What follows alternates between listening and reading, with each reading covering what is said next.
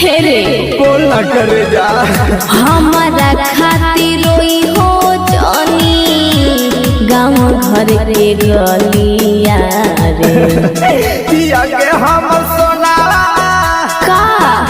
पिया के बाबला तकला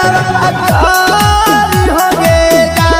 पिया के हम सोना पिया के मोबाइला से कौला अकारी हो गेला अरे नहीं